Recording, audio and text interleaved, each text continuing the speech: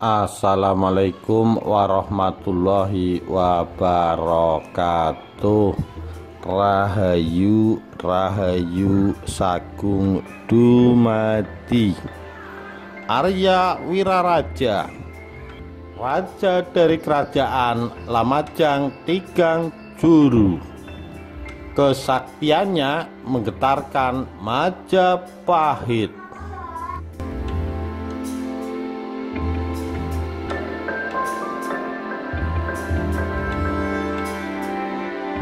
Jejak kaki Prabu Arya Wiraraja masih terasa basah di deretan batu bata yang berserakan.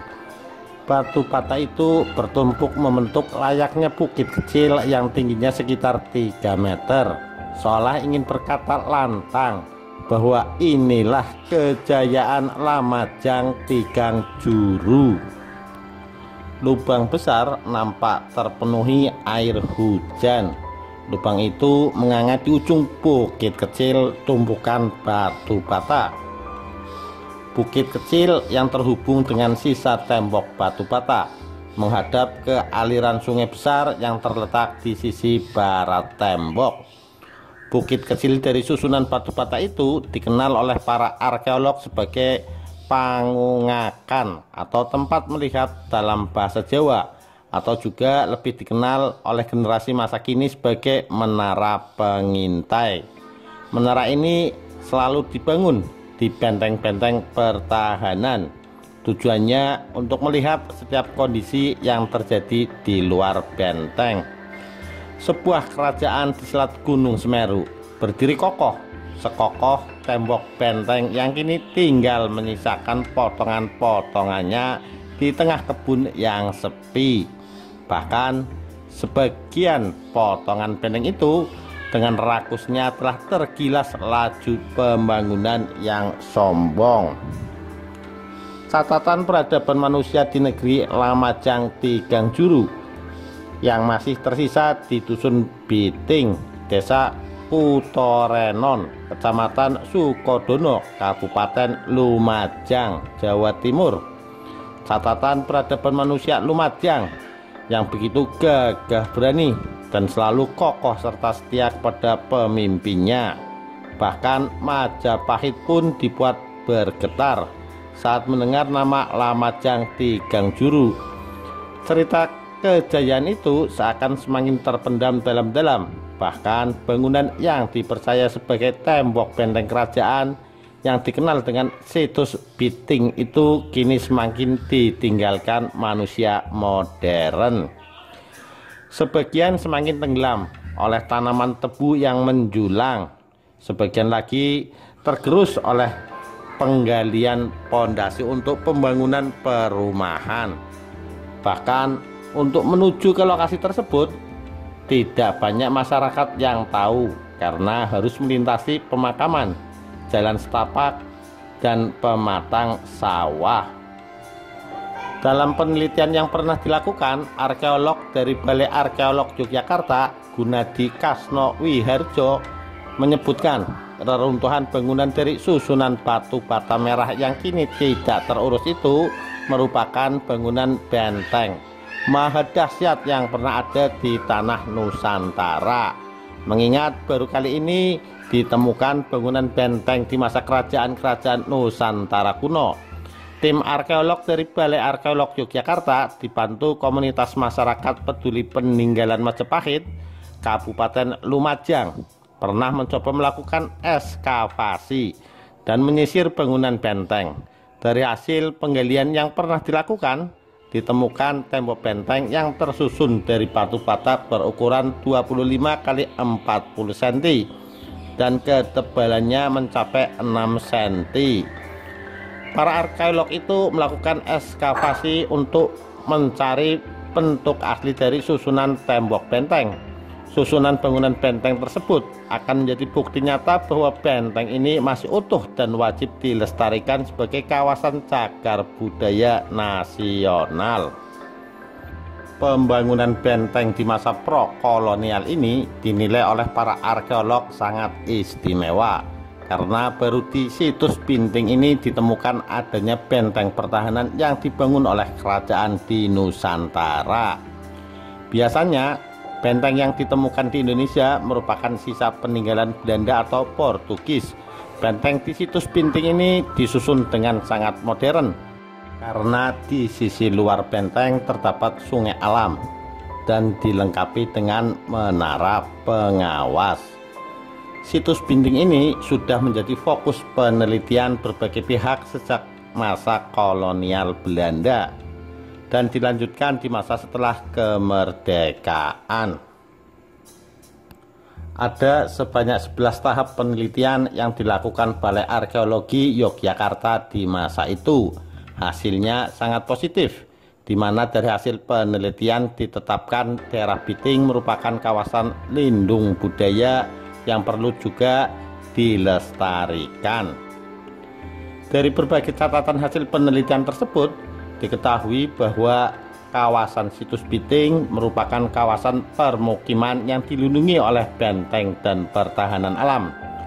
Pertahanan alam itu dapat dilihat dari aliran sungai besar yang mengelilinginya, yakni Sungai Bondoyudo di sisi utara, Sungai Bodang di sisi timur, Sungai Ploso di sisi barat, dan Sungai Cangkring yang merupakan sungai buatan di sisi selatan. Benteng yang dibangun terbuat dari susunan batu bata kokoh. Benteng memiliki ketebalan 6 meter, tinggi 10 meter, dan panjangnya membentang sepanjang 10 km. Kawasan di dalam benteng terdapat beberapa situs yang terbagi dalam berbagai blok, seperti blok Percandian, blok Jading atau Taman Sari, blok Minak Koncer, dan blok Keraton. Benteng ini sendiri dibangun untuk melindungi kota Lamajang Tigangjuru dari berbagai serangan musuh dan ancaman dari luar. Pembangunannya diperkirakan mulai dilaksanakan pada era pemerintahan Naraya Kirana, yakni Putri Raja Singosari Wisnuwardana pada tahun 1255 Masehi, hingga di era Mataram Islam pada pertengahan abad ke-17. Berbagai bukti dan catatan hasil penelitian telah memperlihatkan tentang pentingnya keberadaan situs Binting. Bahkan dalam catatan sejarah disebutkan, Raja Majapahit Hayam Wuruk yang melakukan ekspedisi pada tahun 1359 Masehi tidak berani singgah di benteng ini. Nama Arya Wiraraja sangat lekat dengan kerajaan di selatan Gunung Semeru tersebut. Bahkan Arya Wiraraja menjadi raja besar di Lamajang Tigangjuru.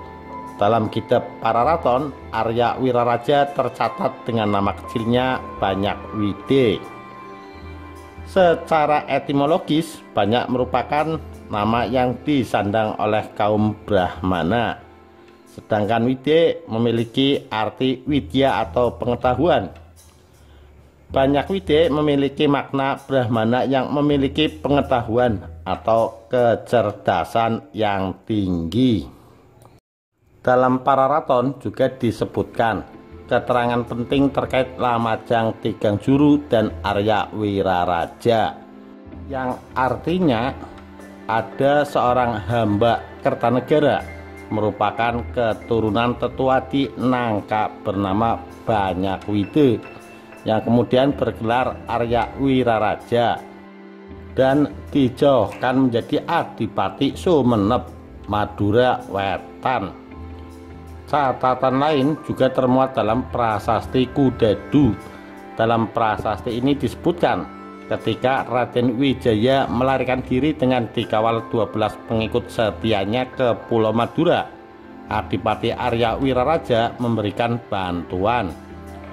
Kerjasama Raden Wijaya dan Arya Wiraraja ini akhirnya melahirkan kesepakatan, yakni pembagian tanah Jawa menjadi 2 yang sama besar. Hal ini disebut dalam Perjanjian Sumenep. Dalam masa pelarian dan pendirian Majapahit, Adipati Arya Wiraraja memberi bantuan sangat besar terhadap Raden Wijaya.